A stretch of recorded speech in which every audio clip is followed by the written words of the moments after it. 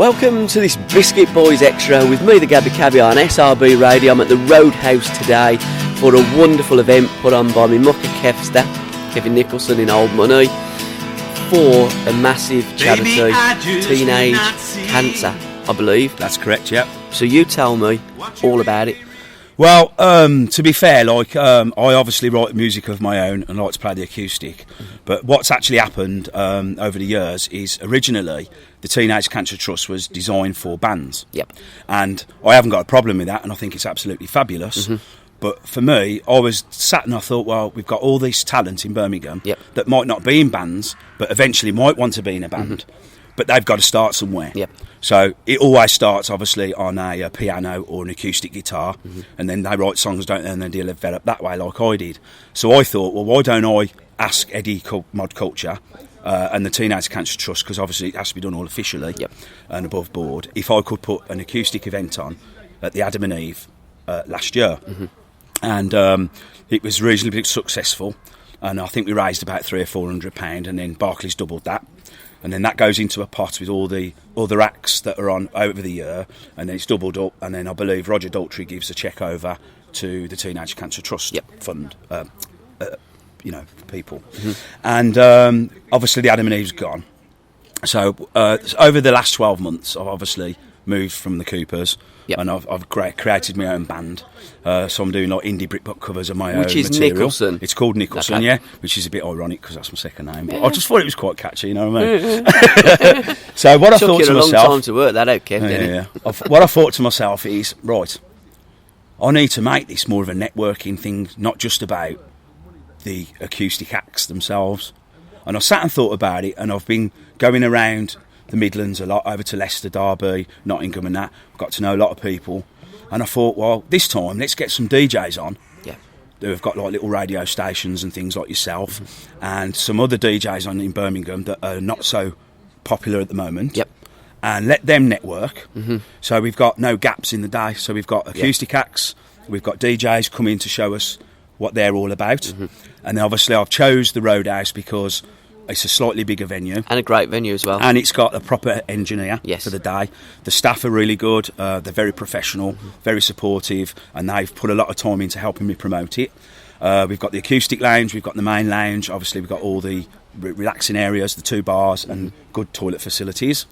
And I'm hoping that I've got about 11 solo acts on today and a couple of bands. We've got the fabulous SRB. Yep.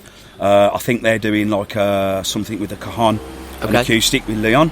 And then I've got, obviously, Little Liam coming at 7, and they're going to do a Little Liam acoustic sort of laid-back set about 7 o'clock. So, and that, hopefully, that might be the last act. Okay. And then we've got sort of DJs on through the night and see sort of how it goes, really. So you're looking at the live bands and acoustic, artists that will be on. I mean, it's starting at 3. Yeah. So, it's a 4-hour window, set really of acoustic acts and like stripped down bands. Yes, that's correct. Yeah, and the other thing is with this for me is the problem with although I come from Birmingham myself, and I'm not ashamed to say I'm from Birmingham. I know you know what I mean. There's not enough opportunities for these solo guys. Correct. There's plenty of open mic nights, but for me, there's no end to it. I agree. There's no purpose. For me, if I could do this more, I would. The purpose of this for me is if one guy tonight is really and somebody's watching him and he really likes him and he goes, do you want to come play in Leicester? Mm-hmm. That's got him out of Birmingham into Leicester, and that's giving him a new audience. Yep. And for me, that's what I'm trying to do. Yes, of course, I'm trying to get my own music out there. Mm-hmm. I'm not daft. Yeah. And I'm using this as an engine, but I'm trying to share it with everybody else. Yeah. So it's not a bad thing, is it? I think it's a good thing, because I think, I always tag, hashtag, together we'll make a difference. Yes. Because I think that we will together make a difference. I'm not saying we're going to do it overnight, because we won't. And, I've started going down football since I was 7. I'm 51. Yeah, I know, you're into your footy. I've given up football for music. That's how much I believe in all the artists, all the musicians, all the fans, everybody that I've connected with so far. Believe in all of them 100%. What lets them all down are the radio stations. I agree. Massively let down artists. I hear and I see on Facebook, I think XFM was the last one, there was a thing about Oasis. It didn't start in the 90s, it ended in the 90s. Oasis were the last one. I replied to that and I said it's absolute bollocks, and I'll take on any of them. Global Media, Bauer, any of these people, I'll take the lot of them on, just me on my own, and I'll have them. Yeah. Because there are thousands of bands out there having it that influence me, that inspire me, that make me want to get up off my arse and watch them and help them. Yeah. And it really pisses me off unbelievably. And so to any of the people out there, it isn't that we haven't got the acts. We have. Our radio network in the United Kingdom is shite. Totally agree. That's my opinion. And it's people like yourselves and other little radio stations that are really trying to help people. Yeah. And it's wrong, and it is wrong. And all right, Oasis were fabulous. Yeah, they were. But they started off somewhere, but it only took someone with a bit of courage to go, right, lads, I'm going to throw a few quid at you. It was a risk, wasn't it? It was a risk, wasn't it? Yeah. And also, throwing a few quid at the bands is great, and that's what it's needed. But the radio stations need to grow a pair. Yeah. Because, in my opinion, and I might be wrong, Oasis would not make it today because they wouldn't get any airplay. Wouldn't, no. They'd go, you're joking. No, iTunes, lads, just shove it on iTunes. Yeah, and that's your problem. Yeah. It's breaking that cycle and getting bands airplay. Yeah. And, we've emailed thousands and thousands of emails. Yeah, I can imagine. And I tell you something, there ain't a lot of radio stations out there that actually give a shit unless you are from a massive label. Yeah. I like Adele. I think she's a nice kid. I think she's very talented. I've listened to a new track and I think it's all right. It's okay. I have heard thousands better that will never get any airplay, and that's the bottom line. And that's the hard part, isn't it? Yeah, it is. Yeah. So, like I say, today it's really, if you look at the big picture of it, it's nothing what I'm doing, but it means something to me. But it is, Kev, because if everybody does that little bit, if everybody does bits and pieces, collectively, together, it's massive. And when these Muppets realise that there are people out there, there is talent out there, do you know, they might just think, I'll check them out, I'll have a look, actually I like them, I'll play it, and then it starts again. Progresses, doesn't it? It does, it starts again, but you say it's going. I think it is a slow burn, and it is very difficult. And for any band really that does make it, they can't help everybody out. Can they? Well, what can you do? You can't say, right, I'm putting a massive concert on and I want all my mates' bands to play, because you've been controlled, aren't you? You're signed into a contract, really, I would imagine. Well, personally, the way that I see it is a record label, their job is to make money. No. For me, it isn't. No, I'd love to have millions and own a record label, because to me it would be all about the artist. Yeah. It is solely about the artist. DJs, labels, everybody else in the industry are just there to help the musician. Yeah. Because the most important person is the musician. Is the musician. And that's correct, yeah. Because without that musician, there ain't nothing else. Basically, yeah. And the fans, without people buying the music, you're knackered. And that's what it is fundamentally. Musicians first, artists first. It's all about them. It's not about the label, and it's not about radio stations and DJs with massive egos. I agree. Totally agree with you, which is again another problem. And like you say, you're coming out your own time today. I know you're a married man and you've got a family. Yeah. And you're giving up your own time to come to this, and I appreciate that. And I really do. And we all do it because we care. Yeah. And I think that's the biggest and the best reason to do anything. And I want this venue to succeed as well, because we've lost a couple of venues over the last 12 months. Why do you reckon I'm a bit worried. Kev? I think, to be honest with you, the Custard House, if I'm really honest, I think Gary could have done his own work a bit better. Mm-hmm. I don't think he didn't do it intentionally, obviously, to fail. He's a good lad. He's a good lad. I think he should have spoken to the scene a bit more, maybe got a little bit more, did a bit more research on where to put the venue. Yeah. Obviously, where the venue was located was making it difficult for sort of, to do with. Well, any artist, really. It's for religion. It was a religion issues, wasn't around it, of where it was. Do you know what located. I also think? I think that if it isn't in the city centre, if it is out of a city centre, only has to be a couple of 3 miles. People, it's off the beaten track. Yeah. And again, that's a big problem. But it's another pound in a taxi, isn't it, from the Adam? Well, so, do you know what I mean? Like, but I think it was too big, and maybe it was too much of a big commitment. Maybe you should have started smaller and built it up. I think it's a terrible shame. And I think the Adam was a shame as well, obviously, with the stabbing outside, which was actually nothing to do with the Adam. But that happens everywhere, doesn't it? That's life. And she couldn't get the licence for Help for Heroes, I believe, which Kev Ritchie puts on every year. And I think they really relied on that influx of cash to keep the pub sort of floating on through the year. So they obviously have moved on. So for me, we haven't got many venues left in Birmingham. And the Roadhouse is predominantly known for rock bands. Yeah, that's what people think. Yeah. But it is a place where there's a lot of tribute bands on. But Zoe's very, very keen to get into the mod scene. Okay. She realises there's a scene there. Massive. And obviously because of the culture this place has got, although it's not a rock club. Yeah. Obviously, it's going to take a little bit of time to get into it. So I'm also trying to do that with it today. And then to see if possibly she can get March of the Mods next year for the 19th and 20th of March in 2016, which is an all-weekend event. And I think this venue would be good for it, myself personally. But, you know, it's a great little location. I mean, there's noisy trains. Yeah. And I love the canal. The canal's nice, isn't it? I wouldn't fancy going in it, though. I'm sure a few have in the I bet past. a few lads have been thrown in there with the doorman. Blimey. Yeah. How did you get involved in the teenage cancer? To be honest with you, obviously because I used to be in the Coopers, we did a few gigs. And as I said, I did sit and think about the acoustic side of it. And there's a guy called Eddie Penny, who actually is like the chairperson of the Teenage Cancer Trust. He organises all the events. And he's based in Liverpool and he runs the Cavern. Oh, right, Puts the Mod Weekenders on the Cavern. And Eddie's obviously registered with the charity and he's like a chairperson now. And I just said to Eddie, well, what do you think? And he went, look, Kev, he says, we've got ladies making cakes, selling cakes. We've got ladies dressing up in pink, doing walks around parks. Yep. We've got dog walking. We've got cycling. If you want to do an acoustic thing, mate, you carry on. You've got to register yourself.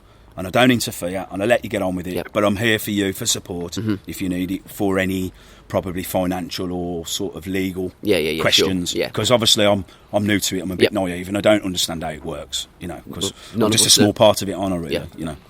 So and that's what I've done. Like so. And your band? Tell me about your band. How's it going? It's okay. It's slow, and the reason is because I'm obviously doing original music. I can't just get the tab off the internet and go, well, this is how it sounds, lads, because it's not a cover. Although I'm not knocking covers, because we have got 10 covers. Again, same here. So we've got the covers, but obviously because we're doing original stuff, it's getting the time as a band to get together, because we've all got family commitments, and spend 3 or 4 hours working on a song. We've got 4 songs, Nicholson songs, and they're mixed in with the covers. And I'll start next week. Okay. At the New Inns on the Saturday night. Is that going to be every Saturday night when you say I'm starting? No, it isn't. Because what it is I'm quite fortunate because I do my own acoustic stuff I write songs. Where's that at? What you do it? I do it all over the place, mate. Everywhere. There's no real major place to do it. I do it all over the country. Well, the Midlands, should I say. I've been doing a lot with Marcus Drive because they're obviously a very big indie influence in the Midlands. And they've given me a massive amount of support because my music sort of fits in with that. It doesn't really fit in with the mod. Well, you know, people could class things as genres. It's music to me, but it don't really work with the mod genre. It's more of an indie. The Coopers did, but this doesn't. Okay. So I've gone a different direction. I do miss the Coopers. It was a great experience for me, and it has given me a sort of platform really to develop myself on. So I'll always be grateful for the guys for that, and I think they know that.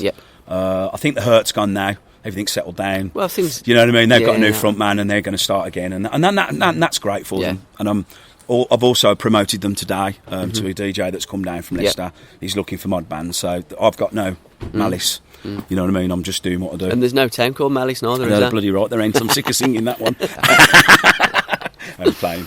Yeah, so is this the only one that you're doing this year, or you got any more before Christmas? I don't know. To be honest with you, I've just spoke to a gentleman in there who's a DJ called Dale Walton from Leicester, and he's actually wants me to maybe look at doing it in Leicester next year.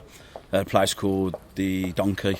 All right. Another acoustic day. So I've got my van, so if I can take a few lads down from Birmingham, I'm going to have a few beers and do that, and then get a few lads from Leicester to sort of join in, and then that's a bit more networking, isn't it?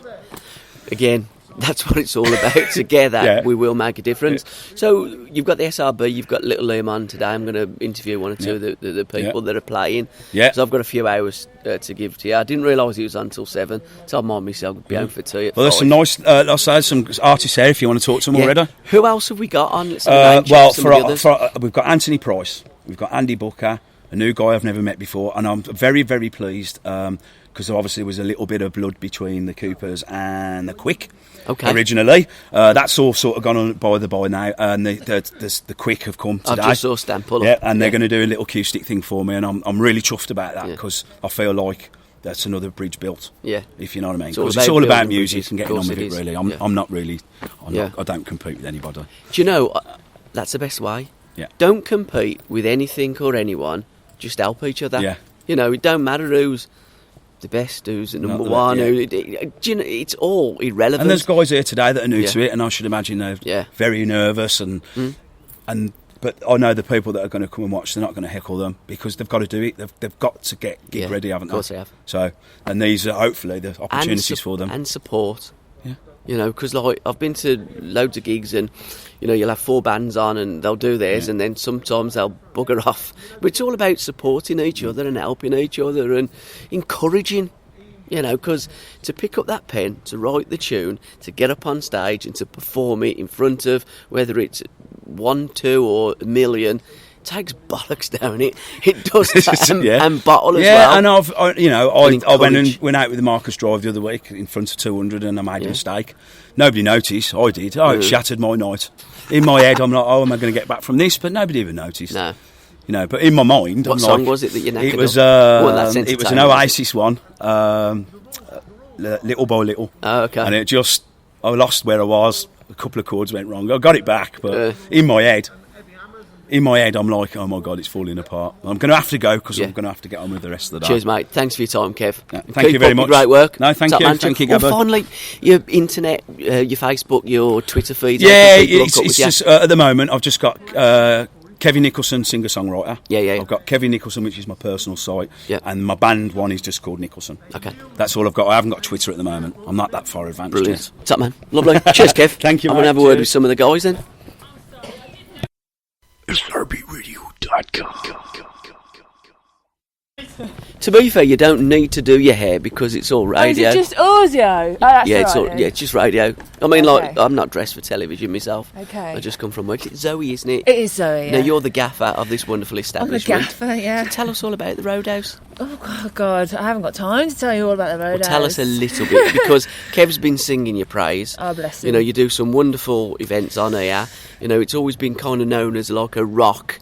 But you want to change that, don't you? Well, it's not so much that. I mean, I guess I've been here since 2011 now, and I was left with the legacy of it being a rock bar, a biker's bar. But to be honest, even then, there was different genres of music going on. It was just that it was predominantly known as a biker's rock bar. But you can see from the listings that we've got in the next, for the next couple of months, that there's all sorts on ska, folk, punk, absolutely everything. Yeah. I am still left with a little bit of a legacy of a rock bar, but it truly isn't. It really isn't.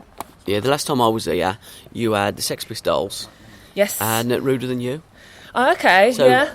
An original ska band and a covers band, the Sex Pistols. I mean, how brilliant were they? Yeah, well, that's what we try and do. We do host a lot of tributes here, and. I'm staunchly proud of the tributes that we host. They're fantastic musicians in their own right. But what we do try and do, which is what we're doing with Kev actually on the Total Stone Roses gig, is we make sure that each tribute that plays allows an original opener. Yes. So that obviously it gets... it just helps the scene stay fertile, really. Yeah, it does. So it just means that it gets an original band in front of a crowd that they'd probably never get in front of else. And that's so important. Yeah, it is really, really important. I went down to Venues Day last Tuesday in London at the Ministry of Sound, and that was all about grassroots venues. And that was a really positive day, actually. And there's a hell of a lot of support out there now, but it's needed because grassroots venues are just disappearing. Yeah. In fact, the Roadhouse is the only 100% independent, small capacity live venue in Birmingham left. How many does it hold? It's 250 capacity. Okay. Across the 3 rooms. Sure. So it's classed as a small sized capacity venue. But there's the Tower of Song up the road, but I think it's only. Oh God, I think it's only 50 capacity. Is that Tom Martin? Yeah. Yeah, great guy, but he's predominantly blues. Yes, he's, yeah. It's important to support them and keep them here, because we're going to end up with O2s and arenas soon. You know, nothing in between a pub gig and an arena gig, and it's a real shame. Now, I think that, you know, when you're saying that you're the only one that's left, you know, we're not talking about backwater town or a village. Yeah. We're talking about Birmingham. the second biggest city in the United Kingdom, with 1 million people that live here. It's shocking. It is. I think it's a disgrace. It's shocking, and the thing is, what they're talking about doing is actually recognising live music venues, not just as a commercial business. And if you want to make money, you're in the wrong game in this game, to be honest. But to recognise it as a cultural building, it is basically, and that it sort of serves the community. You know, we've got an academy here that we deal with children from 7 years plus to adult learning, and predominantly in the week with our open mics and stuff like that. There's a hell of a lot of local colleges and stuff that gets involved in it, so they're going to try and hopefully recognise the live music venues for what they are, and with that comes benefits such as business rate relief and non-VAT registered and all that sort of thing. So there's lots of things going on behind the scenes. I just hope it all happens in time. That's all. Well, I do as well, Zoe, because you know, when you're looking at export, I would suggest music must be one of the greatest exports that this country gives the rest of the world. Absolutely. And Britain is just phenomenal for what it's given in music. But the musicians are not supported by the industry, by radio stations that don't give any airplay. That's it. That's it. You know, we're running out of headliners, basically. You know, there used to be, you know, a conveyor belt of artists that used to come through in the 60s, 70s, even the 80s maybe, but and the 90s. Yeah, but we're running out of platforms for people to perform, and it's having a knock-on effect. And I don't know whether you've seen it, but it was actually on the 6 o'clock news the other night. I didn't see. Yeah, there was a report on there, and Noel Gallagher and Mark Ronson and all those people. They were actually saying how important these spaces are to nurture, and it's an incubator for the next big thing. You don't come straight out of the recording studio straight to an arena. You do if you go on the X Factor. Well, and that's your problem, isn't it? That's your problem that we've got in the UK. It's all about celebrity, X Factor, this and there's a place, bullshit music that I hate. There's a place for it, but a small place. I agree. There's a bigger place for genuinely talented artists, and there's so many out there. Thousands of them. Honestly, our open mic nights here, they're absolutely full to the brim of artists that they have no confidence, but they're absolutely phenomenal. And it's things like open mics and little gigs and showcases that we put on here that just builds and builds the confidence. Of course it does. We've had, Joanne Shaw-Taylor used to do the open mics here. Okay. And, we've had a load of people come through this club in their early days that, I'm not saying if it wasn't for this club it would never have happened. No, but it was a platform. That's right, it was exactly. Yeah. I just wish they'd come back. I know what you're saying. and do a gig, and that's another thing. There's a massive divide between the signed artists and the unsigned. Yeah. And as soon as they get signed to a label, I personally think that it's really important for the label to give back to the grassroots and to give them a gig, whether it be a pre-tour gig or something like that, because that's what we need. We need marquee names in small venues like this, but because of the capacity, it's tricky to do it because we haven't got the numbers to make it work financially. So, but it would be nice though if it was, they just turned up.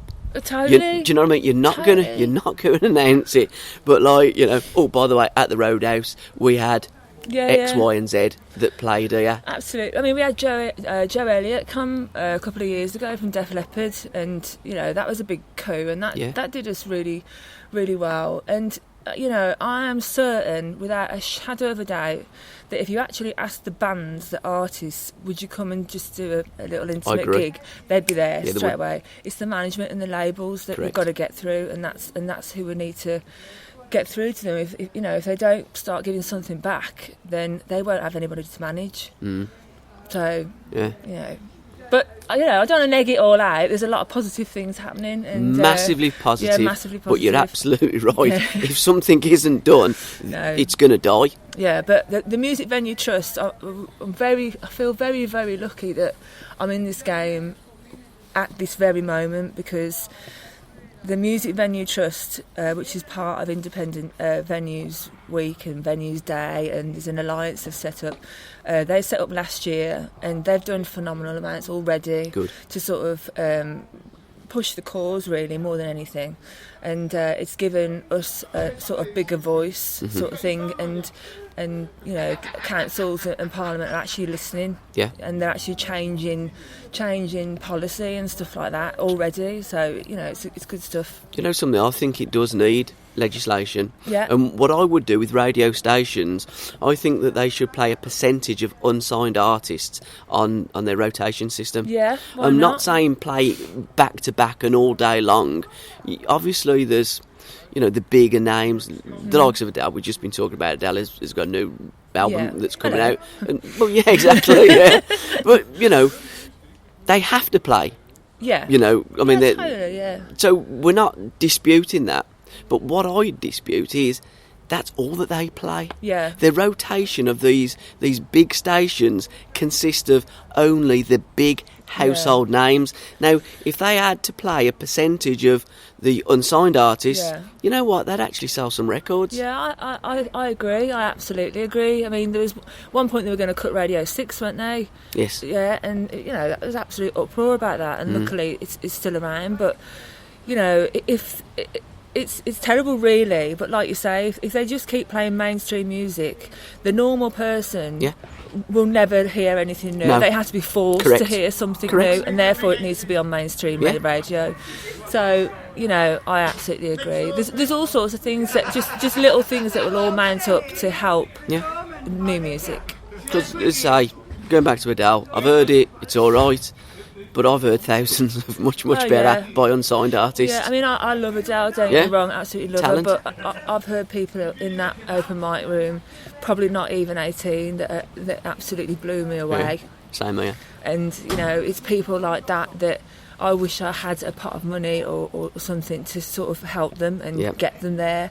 But, we just haven't. We live hand to mouth here, totally, at the club. And hopefully that will get better. But there should be some sort of fund.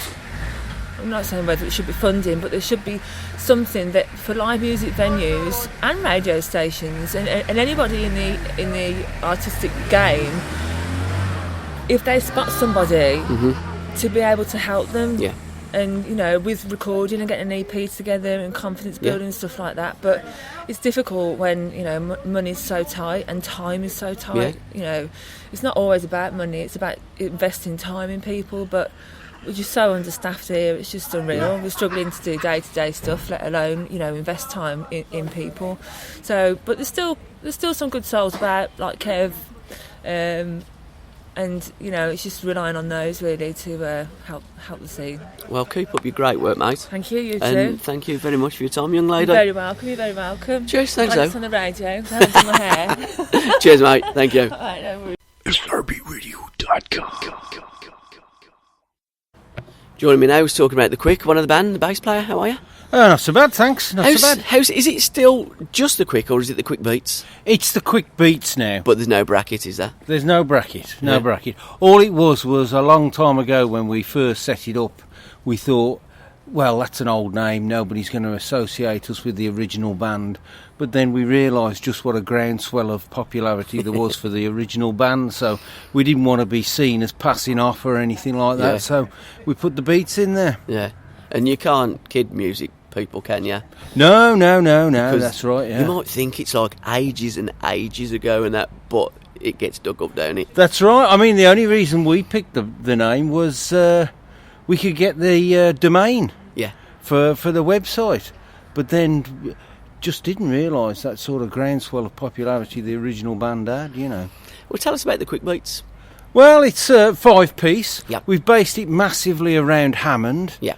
I mean, today's an unusual thing, playing acoustically without the Hammond, but it's all based around the fact we've got an amazing Hammond player, and we just loved all that kind of Hammond groove 60s stuff, you know, Graham Bond Organisation, Spencer Davis Group, all of those things with those overdriven Hammond sounds to them, and that's where it really came from. It was that desire to go for that sort of sound, keep ourselves strictly 60s, so really speaking, if it wasn't released between 62 and 68, we're probably not going to be playing it.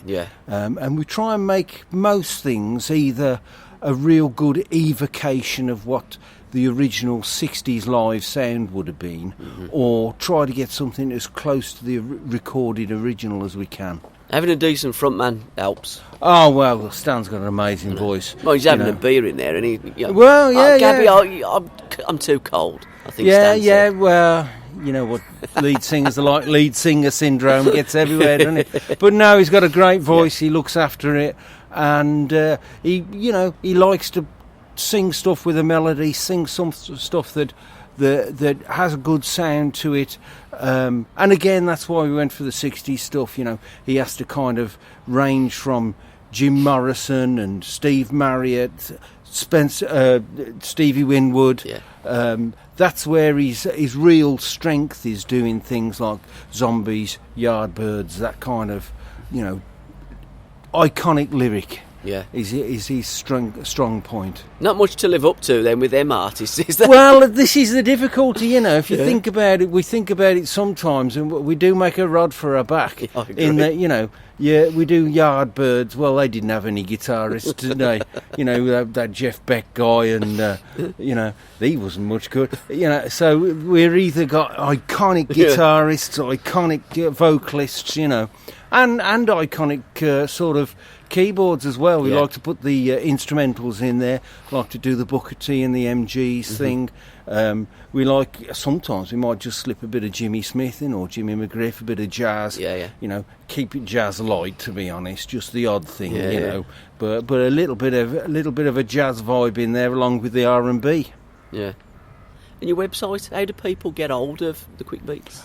To be honest, if you need to get in touch with us, inevitably these days Facebook is a great place to start, but also we've our website's well visited, and we have our own email address, inquiries@thequick.com, nice and easy to remember, you know, and easy to find using Google as well. So the old online system's the best way to get hold of us at any time. I've got to say, you're very pleasing to the ear, because I've watched you. Oh, cheers. I saw you at the Custard House when you were there last year sometime. Yeah. I'm trying to think who you was with that night. What were we doing that night? Sex Pistols. Were ya?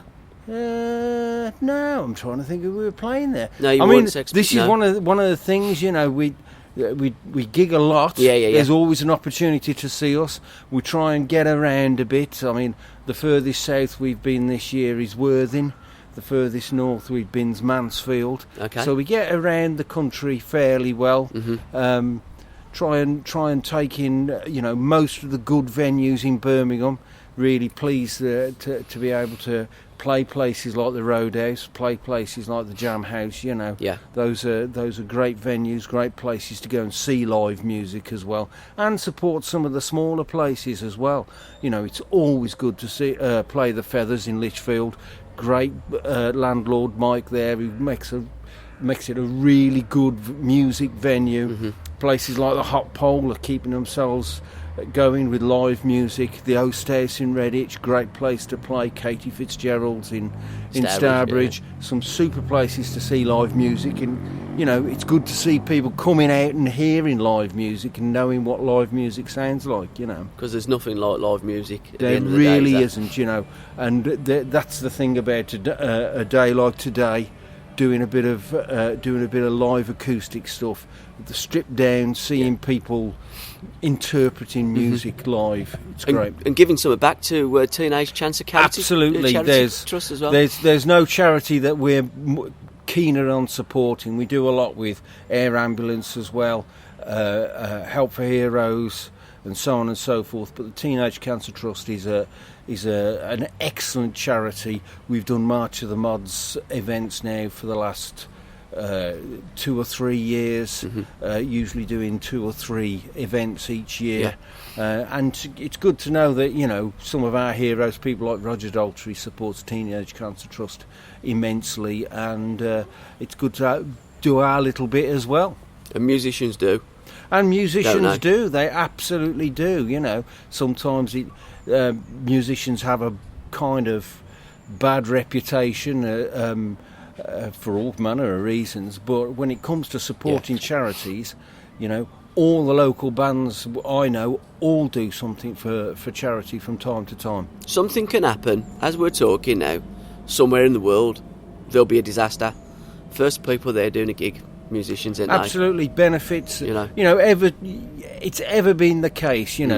Whether it be the massive, famous things like Live Aid and Roger Daltrey's massive Teenage Cancer Trust events, or whether it's just little things like this, it all helps to keep charities going. Well, I'll tell you what, in my opinion, my humble opinion, out of all the groups of people that I've met in my 51 years, musicians are the most remarkable and giving and caring people that I've ever had the fortune to hook up with.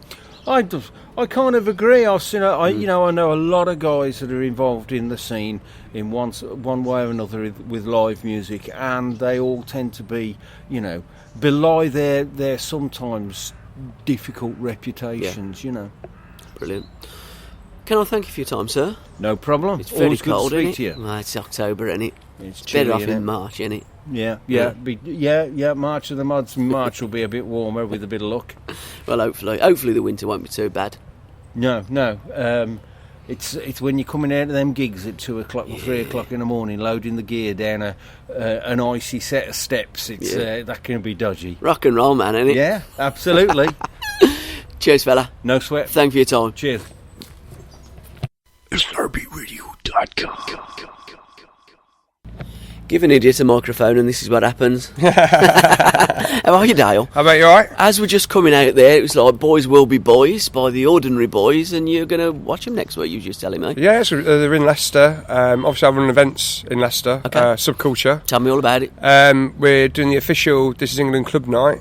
Really?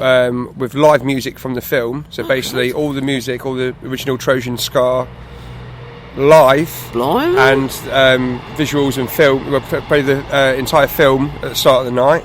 And obviously you see stuff going through the night as well. Any of the actors? Milky's coming down. Okay. Andrew Shim. Hopefully Shane Meadows' mate turn up. We'll see what happens there. Okay. But we've got a deal in place now with the O2, so we're going to be going on tour with it. Oh, right. We'll just get the legal side of it sorted out as well, so we don't want any slip-ups on the way. Yeah. But we're sure Shane will be really up for it, obviously being live music and keeping the banner flying for the skinheads, and obviously This Is England, obviously the show's been on TV as well. Huge, definitely. Cultural, very cultural. Yeah, very, and typical of, what it was like in them days, wasn't it? Well, definitely. I mean, it's a decline. I mean, if you look at subcultures in general, there's nothing around anymore. That's why everything's getting spat out and redone again. The mod scene, obviously Oasis did it again and brought it back round. That's why we do the night Subculture, because we put all the best of all youth subcultures into one night. Okay. And obviously I play a lot of ska and brought up on ska, and that's my friend runs the Quadrophenia nights and he's doing really, really well. But obviously everything has a shelf life, and obviously with This Is England there's so much more music now. With This Is England 90 as well, especially we've got Stone Roses, Happy Mondays. We can put so much more to the actual event as well, so it's going to be really, really good. So how did you get into all this? I'm guessing what's the first record that you thought, blimey, this is what I love this? I was brought up on this music by my mum and dad. Yeah. Obviously it's your roots. Yeah. I've gone back to my roots. I was based doing house music. Oh, okay. Wasn't a DJ at the time. Obviously I DJ'd, but in my own time, not around my own DJs. Yeah. Collecting vinyl, doing house music, I did events in Ibiza, Marbella, Stockholm. I've been all around Europe with a brand that I did. Fell out of favour with the music because obviously it's saturated now. Everyone's doing it. Everyone's a DJ. Yeah. Everyone's into house music. Went away to Greece, started DJing out there. The bar owner, should I say, asked me to put on 2 nights. It was more of an older crowd out there in Lindos in Greece. So I put on a Northern Soul and Motown night. Brilliant. Packed out. And then a night I did called Teenage Kicks. So it's more like good. Punk, a bit of ska, the Specials, the Jam, all that kind of stuff. You're talking. And as soon as I started playing that music again, that was it. As soon as I said, right, when I go back to the UK, this is what I'm doing, and that is it. Forget about all the more modern stuff. This is where I'm going. Started the first Night Subculture last December, and it's gone leaps and bounds. Played all the major venues in Leicester. Like I say, now we've done the This Is England thing as well. We're taking some bigger venues, and we've got a huge following. And it's because we do all the genres. It's not one kind of music. We do ska, we do two-tone, we do all the original Trojan, Blue Beat, Northern Soul, Indie, New Wave, everything across the board. And it's all mashed up and mixed up in the same night, so you're not going to get bored with the sets that are going on. So it's really, really good. Now, do you have any live bands as well that turn up and play? Yeah, we have live bands. The Mixed Tones are going to be our in-house band now for the This Is England night. Pete Hines and his brother, absolutely brilliant. They do original Toots and the Maytals. Okay. And it's one of the first bands I've seen that do that original ska sort of sound. And they were heavily involved with Cass Pennant. Okay, yeah. He did a film called Beverly. Yeah. They did one of the songs on the soundtrack for that. Okay. And they were in the film as well in one of the scenes. Obviously, we're going to get in touch with Cass as well because I wouldn't mind showing the film because I think it's like a half an hour film or 40-minute short film. Short film, yeah. So one of the... Hopefully the first Leicester event that we do with the O2, we're going to show Beverly. I'm going to speak to Cass because obviously one of the girls that was in This Is England is in the actual film, so it's got that sort of connection to it. Obviously with Scar and everything else as well, and Skinheads as well. And also one of the greatest bands on the planet performed Beverly. Paradigms. Was it the Paradigms? Stone Foundation. It's because sorry. Gareth John. Is in both bands. Good friend of mine. I was getting mixed up. But that's it, isn't it? With musicians, they're in so many bands. I think Gareth's in 3. It's a nightmare for promoters because you want a certain band to play, and they're like, "Oh, we haven't got a bass player because he's playing in a gig with another band." They're in 5 different bands, and it is an absolute nightmare. But Gareth's a good boy. But that's what musicians are like. They're just kind of like, "Oh, I'll play." It is, isn't it? Someone needs a drummer, someone needs a kit. I'll play. Another thing on Gareth as well, next year in Leicester at De Montfort Hall, they're doing One Big Day Out. Okay. They've got the Neville Staple band playing. Yes. Is it now?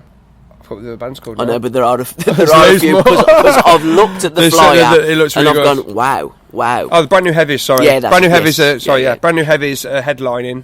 I'm doing the after party at the O2 with Don Letts, the Rebel Dread. And Captain iPod, so it should be really good, like 2,500 for the after party. It should be alright. They're the numbers they're looking at. It's such a good lineup, though. I mean, the De Montfort Hall Gardens is really, really nice. How really good nice. Is that venue? Well, it's been there for years, but there's only one festival. I think it's Simon Says Festival that they do every year, and it sells out. And it's actually in the gardens of De Montfort Hall, so they're doing the same thing. It's lovely. It's a lovely little venue. A massive stage you're going to have there as well, so it'll be really good. And what's the music scene like in Leicester? Give me name checking for some of the young bands that are having it these days. So they've got the Mixed Tones. Fire and Skill are a really good band. They do a lot of covers, like the Happy Mondays, Stone Roses, Across the Board, the Jam. There is a massive scene. Obviously, there's 2 scooter clubs in Leicester. You've got the Phoenix Scooter Club and the Leicester Alliance. So there's a lot of mod things going on as well. Obviously, the Quadrophenia Nights, Drew Standstill started, who is ex-Specials. He was the saxophonist in the Specials. Okay. Not the original lineup, but obviously went on tour and did everything with Neville Staple and everything else. But obviously, Scar is a big thing in Leicester. I can't remember his name now. This is really bad. It's okay. Obviously, Scar, Trojan... It's huge. Northern Soul as well. You can't go wrong with that kind of music, though. Northern Soul, I think it's Fit Soul. They do it at the Leicester City Football Ground. 500 come every month. Okay. From all over the country for that as well. Really good Northern Soul DJs. But there is a really good scene. There's a live music scene there as well. How can people hook up with you and get hold of all this information? Yeah, if you go into www.subculturemusic.co.uk is our website. And also we've got a page on Facebook. But yeah, onwards and upwards. This is England has really took off. We're doing events on November 7th. We better move over or we're going to get killed. November 7th, we're doing an event at the Music Cafe in Leicester, which is our first event. Yeah. Obviously with Milky coming down. And so off the back of that, it's already creating a lot of hype. We've sold half our allocation of tickets already, and we've got another payday to go yet. So it will be a sellout. And we can't wait. What else do you promote? Just basically subculture, and this is England. Again, about this is England night, we've got a band called Rude Than You coming down from Coventry. I know them well. You know them well, yeah. I played with them. Eliza. Really good. Yeah. They got the original drummer out, the Selector. Yeah, correct. Great guy. Yeah. They're going to be the support band for the Mixtone, so the music's going to be immense. Now, when I was here last, I come here to see the Sex Pistols, and I watched Ruder Than You. Yeah. Because like Eliza come in with a bag of chips and they wouldn't let her in. The bag of chips, really? And then the drummer has come in and gone, like, "No, mate, your drummer said you can't come in." And then one of the lads has gone, "Do you know he's the original drummer from the Selector?" And he's gone, "Man, you can have anything." Get in here. Yeah, but they're a great band. Lots of energy. I like the way he's done it with bringing younger people in. Yeah, Sheldon as well. And giving them the whole. And she looks a lot like the lead singer of the Selector, doesn't she? We say, I did say. There's a similarity, and she did a show where she played that lead role as well. In 4 Minute Heroes. Yeah, that's right. That's how they got together. Yeah. Ruder Than You do. They're brilliant. You know. Yeah, they're brilliant. Drew's Fest in Leicester, which started last summer, raising money for charity and stuff. Yeah.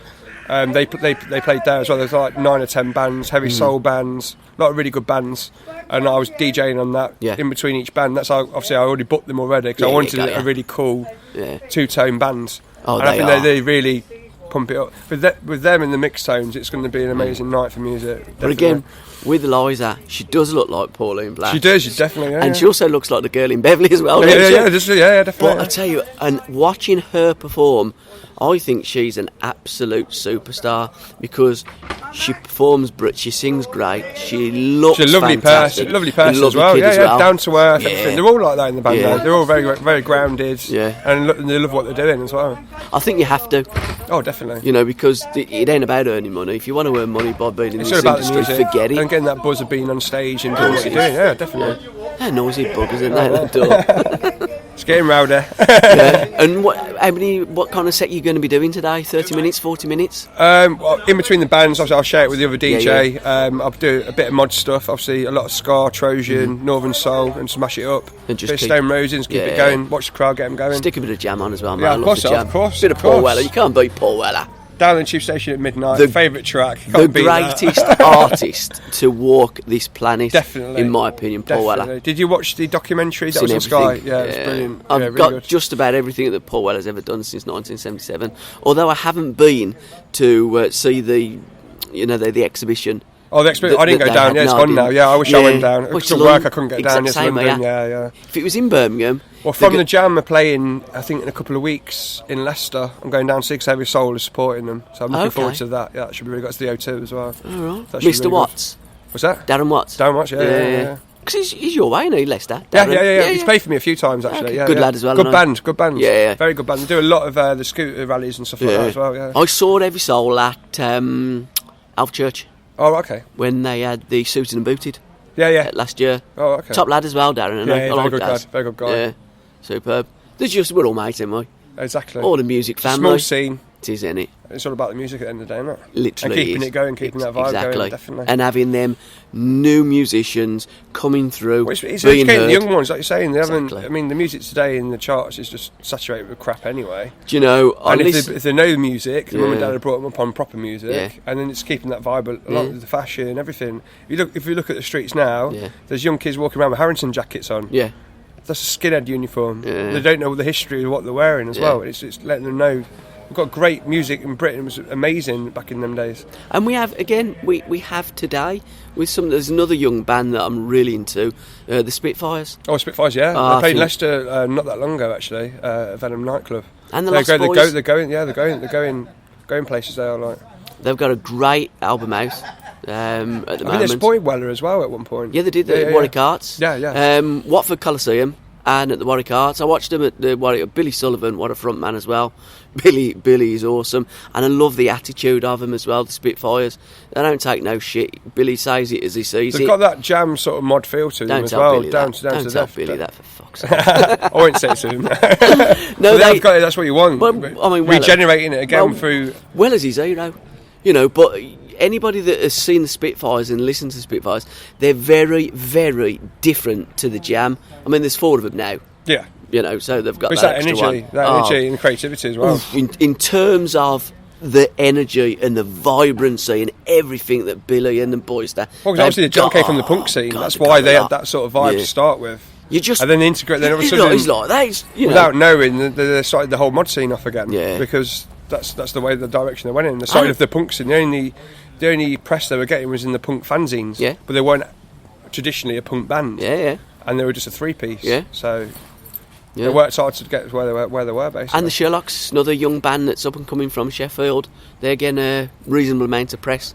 Even getting played on Radio 1, which it does make a difference because, Oh, definitely. Although, it does get a bit of a knock in, really, BBC Radio 1, they do still play breakthrough music and artists that are playing. Well, it paves the way. It needs to be done, definitely. Thank God for that, really. I mean, again, with like live music venues, they're on the deteriorating now because a lot of people are not bothered about that. They'd rather go to a nightclub than see a live band, and it's horrible to see that because that's real music. It's artists, it's performance. But you don't get that in nightclubs. No, but we used to in my day. Oh, yeah, of course. I used to work in a nightclub. Well, I try and do. I mean, when I put Subculture on, obviously I DJ and everything else, and it's about the music. But we always try and have a live element as well. Exactly. And doing covers of the music that everyone loves, so it brings it all into play. Right, we better get back in there. I'm bleeding freezing. Enjoy your night. Cheers, mate. Or daytime, just yeah. SRBRadio.com. Midnight. It's down in the tube station. Midnight is on. We come out. You just absolutely smash that stage. Thank you very much. Your name, sir, I've no idea whether you were original or whether they were covers, because the music you play isn't necessarily music that I would buy. Nope. Oh, there was one of the Stray Cats. Yeah, there was a Stray Cats. I've got a Stray Cat story, but I'm not going to tell you. It involves a nightclub in Paris. Oh dear. But we're not talking about that. Is that what that tattoo's for? Yeah. So where are you from? Because you were superb. Thank you very much. Hail out of Lichfield. I know one of the guys here. I know Kev, and Kev obviously said he was getting this together, and just a fantastic idea to get this together. And so came along, as have a lot of people here. Yeah. And it was covers today. Okay. It covers today, but myself and Andy Booker get together and we do a duo and we go out, and we've both got bands as well. I've got my own band. Tell me all about them. It's a rockabilly rock and roll band called Trip. Okay. And we have a website, tripband.co.uk, so please check that out. And we're out most weekends, like everybody is, but just today, and the venue here was just great. The sound was great, and the reception was just fantastic. Really great to play here. Because it's all about the sound, isn't it? Yes. At the end of the day, isn't it? And it's what's coming back at you, because you have to trust the guy out front. Yes. You have no say in that, but as long as you can hear it, and you could hear it and really feel it, the sound guy was top notch today. Really good. I could hear pins dropping while you was playing. What, were people throwing things? Is that what you were saying? I think people will look and thinking, I don't believe that coming out of his mouth. Seriously, like that. Thank you very much. And the way you play that guitar, yes, you are.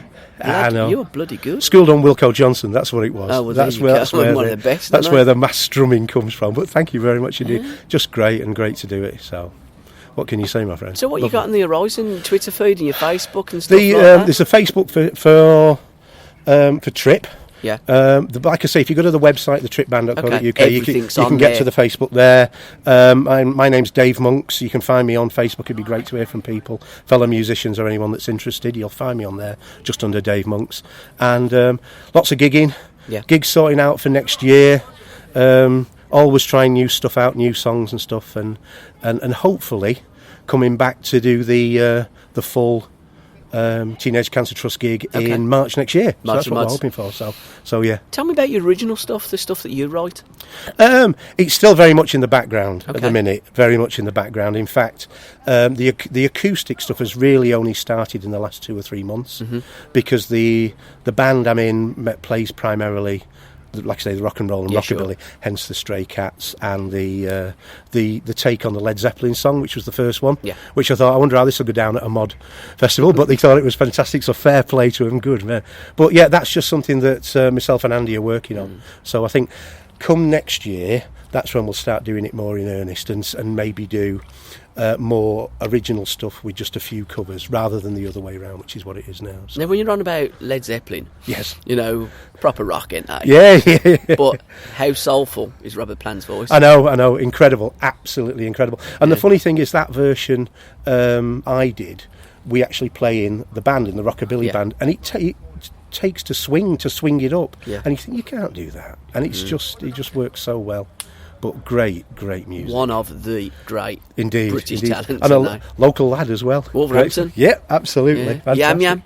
Yeah, he sure is. And a big Wolves fan as well. He won't be very happy this weekend. No, that's very true. But no, and what a great day. Yeah. Great day. Good. Well, wonderful charity to support. As I say, it ain't raining. It's great, wonderful location. Even got the canal, can do a bit of fishing if you want. Indeed, yeah. Finish it's a bit rock and roll, that, isn't it? Finish the gig, do a bit of fishing. Yeah. Tell you what, there's quite a few rock and rollers that do like the fishing as well, isn't there? Yeah. It's the Roger Daltrey trout farm, isn't it? That's what it is. Yeah. Good stuff. Well, cheers. Thanks for your time, sir. Thank you. Brilliant. Great stuff. Top man. Thank you. SRBRadio.com. Joining me now, Leon. Hi, brother. I'm saying, mate. Nice Harrison. Yeah. Famous name as well in Birmingham, and a drummer. And my mucker. Yes, smooth head. Sammy, how are you? More, man. It's been a while, ain't it? Since we hooked up last time. It has a good few months. You know, but you know, I'm one of your biggest fans. Cool, love your music. Turn it up. Big up the Kingshurst massive. Turn it up. Well, you know what I mean? born each side of the river. Yeah. That being the River Cole. Yeah, man. Eh? Love it. And go back years and years with your old man when he went to Grimshaws and we was at Kingshurst. So we are you can't love us. Kingshurst. Now your lineup's changed a little bit. You got one of my old schoolmates still on bass, a funky bass. Yeah, we can't get rid of him. Well, you know. He just ain't budging, man. Yeah. And Harry went, and you've got another drummer in. Yeah, well, you know, shit happens with. Yeah. Sometimes. But what Harry decided he didn't want to do it anymore. It's fair Happens enough, so see you later. Leon, he actually messaged me while Harry was still in the band and said, if you ever need a drummer, let me know, because I like your stuff and that. But we better move out, nearly got run over earlier. So even if you just fancy a jam and that, so I considered that. I thought, I'll keep that in mind then, Leon. And then obviously Harry said he left, so I thought, well, Leon messaged me, I'll ask him to come along, and then he's come along. I sent him a few songs and that'll turn it up, and he come in his first band practice, killed it, and we come up with a new song, didn't we? Spike was born in his first band practice. He was. Welcome to the band, isn't he, too, man? It was great. That was a great session. So how did that kind of evolve, Spike, just from a jamming session? Tell me about it, Leon. Well, Chris come up with a funky bass line. He always does, doesn't he? We'd had a jam, and we thought, we'll have a little thinking stick, cigarette time. So, Chris was just messing about with his bass, and he come up with this just doodling with this funky bass line, and he stopped and went, play that again, and I put a little beat to it, and then he was like, don't stop, and he was putting some loops together, and then he just evolved from there, created out of nothing, really. So keep going, keep playing that, and then bang. Ooh, the rest is history. But isn't that the best way to form a song?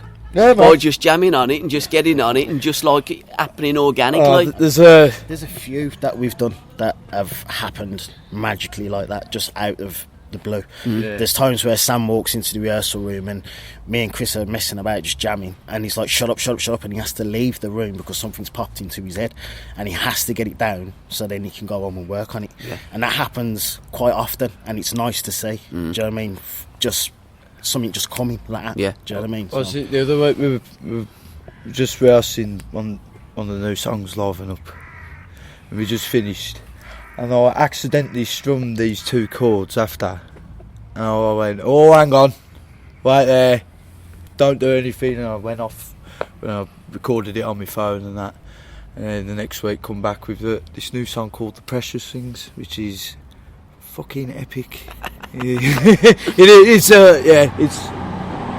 if you like your psychedelic kind of stuff, it's all that as well.